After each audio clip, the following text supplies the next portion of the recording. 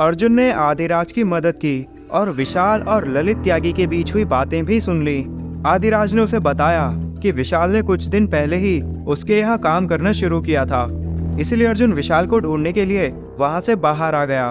उसने देखा कि एक लड़का गेट के पास खड़ा होकर अपना फोन देख रहा था।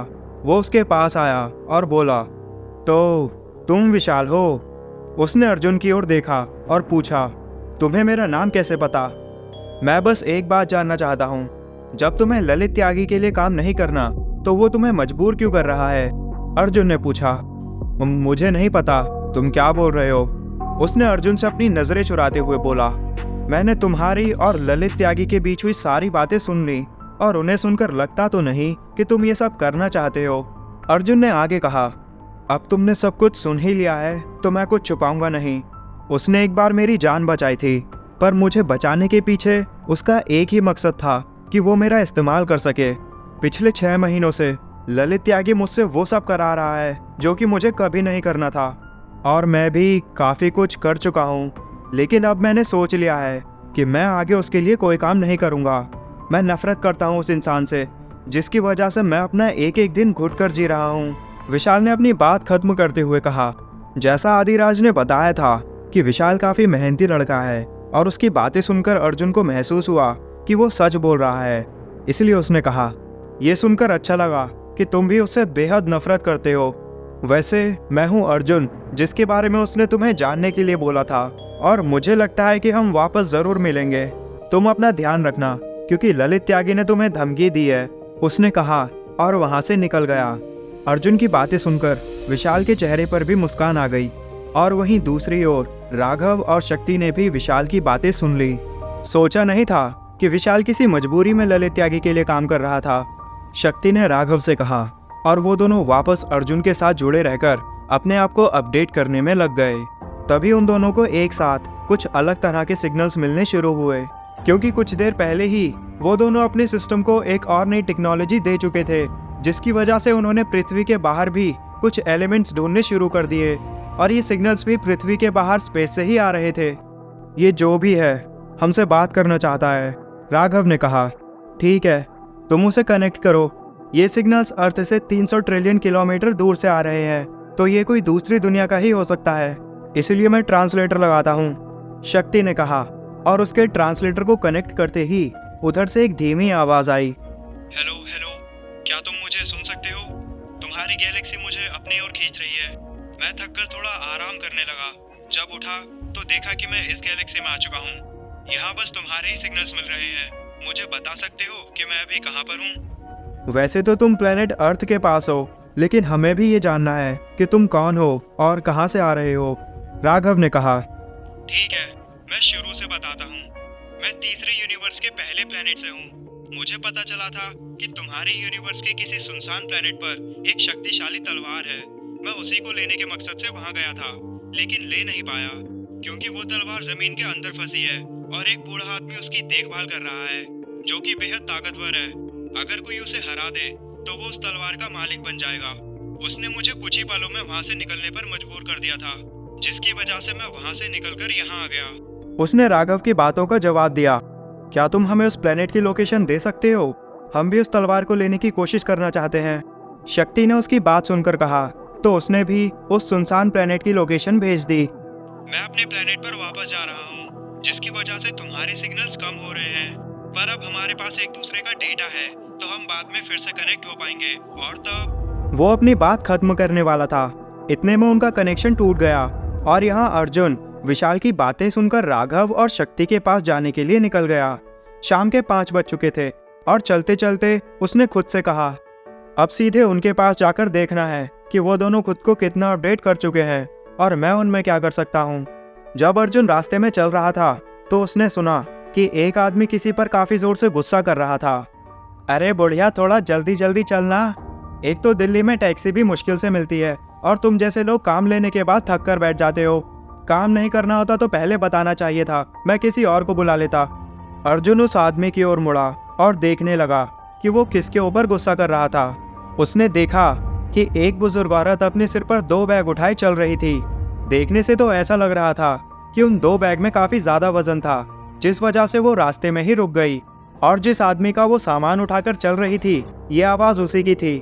जब उसने देखा कि वो औरत आगे नहीं बढ़ रही है, तो उसने तेज आवाज़ में कहा, जिसकी वजह से आसपास खड़े लोगों का ध्यान भी उन पर आ गया, तुझे तेरे काम के पैसे चाहिए ना, इसलिए चुपचाप सामान उठाकर चलना शुरू कर। उस आदमी ने आगे कहा, तुमने कहा था कि बस 5 मिनट का ही रास्ता है, पर पिछले 30 मिनट से तुम मुझसे ये सामान उठवा रहे हो। मैं अब और आगे नहीं जा सकती, तुम मुझे यहाँ तक के ही पैसे दे दो। उस बूढ़ी औरत ने कहा। तभी उसका सिर घूमा और वो कमज़ोर होकर नीचे गिर गई। जब अर्जुन ने देखा कि कोई भी उसकी मदद के लिए आगे नहीं आ रहा था, तो वो खुद जाने लगा, पर उसके जाने से पहले ही एक लड़की उस औरत के पास आई और उसे पानी पिलाने लगी। अच्छा है, पिला इसको पानी, अभी और आगे जाना है। उस आदमी ने कहा, तुम्हें शर्म आनी चाहिए खुद पर, एक बुजुर्ग से इतना भारी सामान उठवा रहे हो, तुम ही ये सब उठाकर क्यों नहीं चले जाते यहाँ से।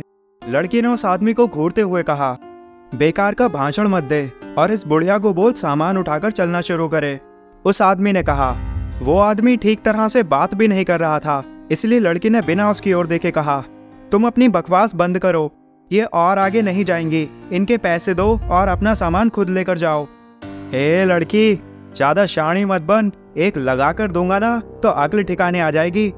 उस आदमी ने कहा, और उसके ऐसा कहते ही भीड़ में से अर्जुन की उम्र का एक और लड़का रुद्र बाहर आया और बोला, क्या भाई समझ नहीं आ रहा।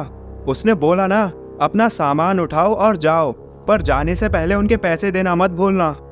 अब तुम लोगों का ज़्यादा हो रहा है, इस बुढ़िया ने मेरा सामान भी नहीं पहुंचाया तो मैं इसे 1 रुपया भी नहीं दूंगा। उसने अपनी बाहें ऊपर करते हुए बोला, सीधी तरह जितना पैसा तुमने इन्हें देने के लिए बोला था वो दे दो, वरना इतने सारे लोगों के बीच से तुम आसानी से जा नहीं पाओगे। रुद्र ने कहा, और उसकी ये बात सुनकर भीड़ में खड़े लोग आपस में बातें करने लगे।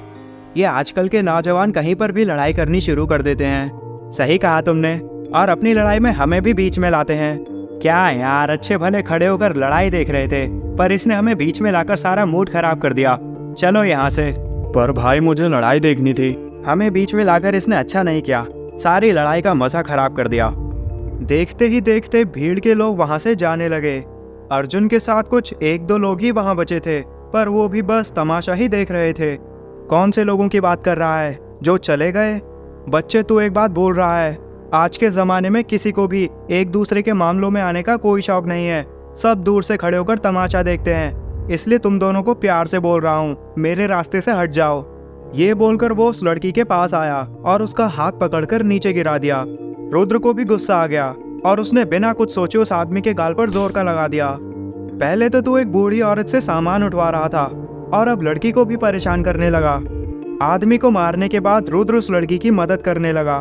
बेटी तू ठीक है ना? उस बूढ़ी औरत ने भी उसे उठाते हुए कहा, और उस आदमी को थप्पड़ इतनी जोर से लगा था कि वो कुछ पलों के लिए वहीं जम गया। वो अपने होश में आया और बोला, तूने मुझ पर हाथ कैसे उठाया बे? तुझे तेरी जिंदगी से प्यार नहीं रहा क्या? उसने नीचे पड़ा हुआ डंडा उठाया और उसकी ओर आगे बढ़ा। रुद्र का सारा ध्यान बूढ़ी औरत और उस लड़की की तरफ होने की वजह से कब उसके सिर पर डंडा आकर लगा उसे पता भी नहीं चला। डंडा लगने की वजह से उसके सिर से खून आना शुरू हो गया। ये देखकर लड़की काफी घबराने लगी। वो आदमी वापस रुद्र को मारने वाला था, तभी अर्जुन ने बीच में आकर उसे धक्का देकर दूर किया। उसके सिर से खून मत आने दो और पुलिस को कॉल करो, अर्जुन ने कहा, और उस आदमी के हाथ से डंडा ले लिया। उसने अर्जुन से भी लड़ना शुरू कर दिया, पर अर्जुन उसके सभी वारों से बचकर पुलिस के आने का इंतजार कर रहा था। बस एक बार हाथ लग, तुझे इस लड़के से भी बुरा मारना है। इस बुढ़िया को बचाने के लिए तुम लोगों ने अपनी जान खतरे में डाल ली। उस आदमी ने अर्जुन से कहा, अगर मैंने मारना शुरू किया तो तुझे हॉस्पिटल जाना पड़ जाएगा, इसलिए उनके पैसे दे, वरना पुलिस के आने के बाद तू मार खाएगा। अर्जुन ने कहा, देखता जा, पुलिस मेरा कुछ नहीं कर पाएगी। उस आदमी ने कहा। इतने में वहाँ पुलिस आ गई और आते ही उन्होंने देखा कि एक आदमी सड़क पर तमाशा कर रहा था, इसलिए वो उसे पकड़कर अपने साथ ले जाने लगी। घनश्याम, तू जानता है ना कि तू किसे पकड़ रहा है? मैं सरकार भाई का आदमी हूँ, मुझे पकड़ना तेरे लिए बहुत बुरा होगा। उस आदमी ने घनश्याम से अपना हाथ छुड़ाते हुए कहा, जो कि पास ही के पुलिस स्टेशन का एक बड़ा ऑफिसर था। हमें खबर मिली थी कि सरकार गैंग का कोई आदमी इसी इलाके में है, और वैसे भी जग्गा भाई अब तुम्हारी गैंग को खत्म करने वाले हैं, इसलिए अब तुम्हारा अंदर जाने का समय आ गया, घनश्याम ने कहा। और उसकी ये बात सुनकर उस आदमी ने अपने बॉस सरकार को कॉल लगाई और कहा, सरकार भाई, मुझे बचाओ, पुलिस मुझे अपने साथ ले जा रही है। पुलिस अब दूसरी गैंग के साथ है, इसलिए अभी उनसे पंगा नहीं लिया जा सकता। तो 1-2 दिन रुक, मैं तुझे छुड़ाने के लिए कुछ करता हूँ। उधर से सरकार के जवाब देने पर पुलिस उस आदमी को अपने साथ ले जाने लगी। तभी अर्जुन ने उन्हें रोकते हुए कहा, जाने से पहले उनके पैसे कौन देगा? पुलिस के जोर देते ही उसने उस बूढ़ी औरत को पैसे दे दिए। तुमने मुझसे पंगा लेकर अच्छा नहीं किया, एक बार मुझे बाहर आने दो, फिर देखना तुम तीनों की जान लेने से मुझे कोई नहीं रोक पाएगा। उस आदमी ने उन तीनों से कहा। फिर पुलिस उसके साथ उसके सामान को भी ले गई। अगर अर्जुन को वो तलवार मिल गई तो वो इस दुनिया का सबसे पावरफुल इंसान बन जाएगा। पर सवाल ये है कि क्या वो वहाँ जाएगा? राघव ने कहा, मुझे लगता है कि हमें इस बारे में ना सोचकर अर्जुन को वहाँ कैसे भेजा जाए, उसके लिए पहले ही तैयार रहना चाहिए। इसलिए तुम उस प्लेनेट की और डिटेल्स पता करो, तब तक मैं उसके वहाँ जाने के लिए कोई प्लान बनाता हूँ, शक्ति ने कहा। अर्जुन ने अपने लिए एक और दुश्मन बना लिया जो कि सरकार गैंग का एक मेंबर था। वहीं दूसरी ओर वो इस बात से अनजान है कि राघव और शक्ति उसके लिए क्या करने वाले हैं। जब अर्जुन को पता चलेगा तो क्या होगा, जानने के लिए जुड़े रहिए द सीक्रेट किंग से।